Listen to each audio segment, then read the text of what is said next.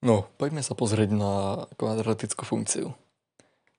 Ako ju zakreslujeme, ako nájdeme priesečníky, ako vypočítame vrchol a všetko, čo sa tohoto týka. Grafom tejto funkcie je parabola. Ako ju nakreslíme? Čiže toto je základný graf paraboly. Čiže ako vidíme, čím ideme viacej buď dokladu alebo do záporu, tak sa nám hodnota i mení a rastie. No, poďme na to, ako vypočítame priesečníky, vrchol a vlastnosti tejto funkcie. Poďme si to ukázať rovno na nejakom príklade. No, máme tu základný graf. Čo teraz s tým? Najprv si vyrátajme z tohto priesečníky osy x. To znamená, že toto si dajme ako kvadratickú rovnicu, keďže presečníky na osi x budú mať y hodnotu 0. Čiže toto sa musí rovnať 0. Čiže máme x na druhu plus 4x plus 3 sa rovná 0. Teraz tu máme dva spôsoby, ako to riešiť. Môžeme si to roznásobiť na dve závorky, alebo ísť cez diskriminant a cez vzorec. Urobím to oboma spôsobmi, aby sme vedeli, s čím pracujeme. Čiže toto si roznásobiť na dve závorky. Keďže x na druhu, čiže v každej závorke bude x. A teraz, aké číselko dosadíme tu na a tu na, aby nám po sčítaní vyšlo 4 a po násobení 3 týchto dvoch číselok. Áno, je to jednotka a trojka. Lebo 1 krát 3 je 3 a 1 plus 3 je 4. Teraz z každého tohto si vyrátame nulový bod, čiže sa rovná 0. Čiže aké musí byť buď jedno alebo druhé x, aby nám vyšiel výsledok 0. Čiže z tohoto nám vychádza minus jednotka a z tohoto nám vychádza minus trojka. Čiže vieme, že priesečníky budú tu na minus 1, minus 3. Ešte to urobím tým druhým spôsobom, aby sme si trošku oprášili vedomosti z kvadratických rovníc. Čiže vieme, že máme minus b plus minus b na druhu minus 4ac lomeno 2a.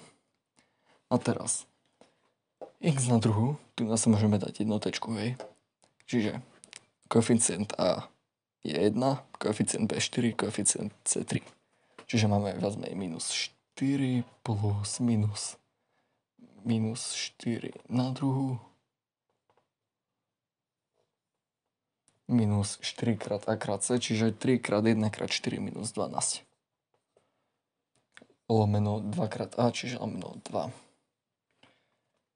Takže máme minus 4 plus minus, čiže z minus 4 je 16, minus 12 je 4, čiže máme odmocnina 4 lomeno 2. A z toho máme minus 4 plus minus 2 lomeno 2, z čoho nám vychádzajú 2x.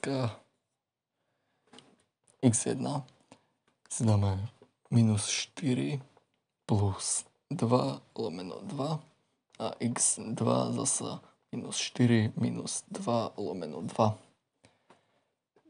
Z tohoto a z tohoto, čiže minus 4 plus 2 je minus 2, deleno 2 minus 1, minus 4 minus 2 minus 6 lomeno 2 minus 3. Čiže vidíme, že nám vychádzajú tie isté výsledky. No a teraz sa dostaneme na vrchol. No a teraz ako si vypočítame vrchol. Na to sú tiež dva spôsoby. Jedna je úprava na štvorec, ale odporúčam vám oveľa jednoduchší spôsob a to je cez prvú deriváciu tejto funkcie.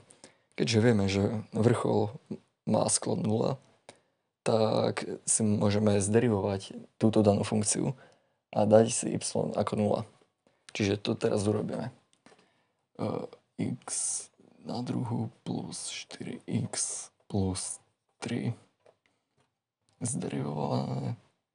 zderivované sa rovná 2x, keďže ideme exponentné pravidlo, a plus 4. No a trojku, keďže je konštanta, tak derivácia konštanty je, ako sme sa učili, vždy 0. Čiže to tam netreba.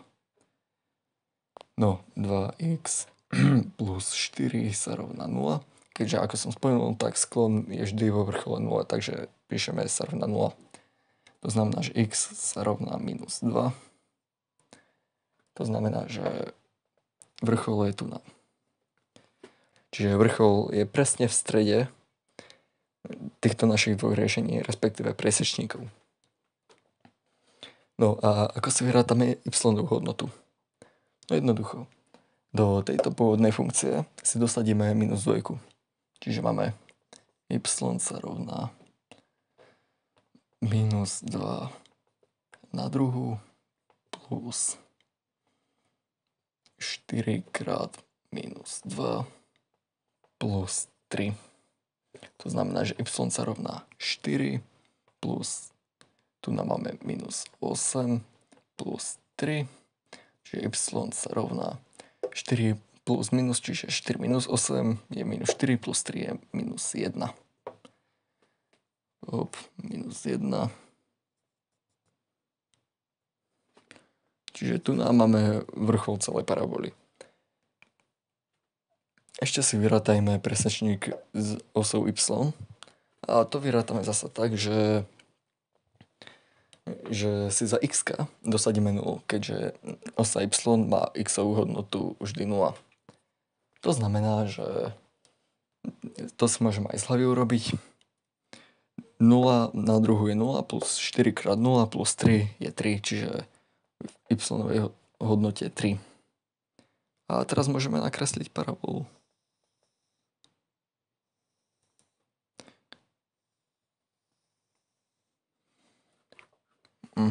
Krivé jak moje zuby.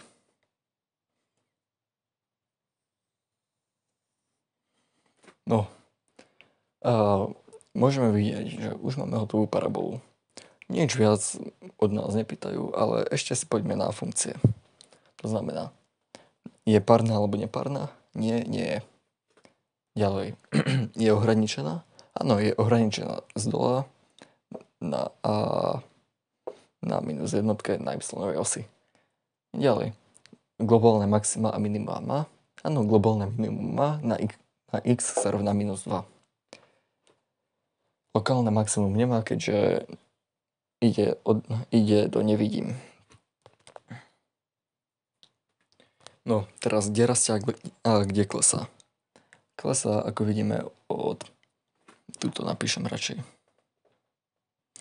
Klesá od minus nekonečno po minus 2 a rastie od minus 2 po nekonečno. No a ešte niečo, periodická nie je. A toto je všetko, čo nám o kvadratických funkciách stačí vedieť. S Pánom Bohom.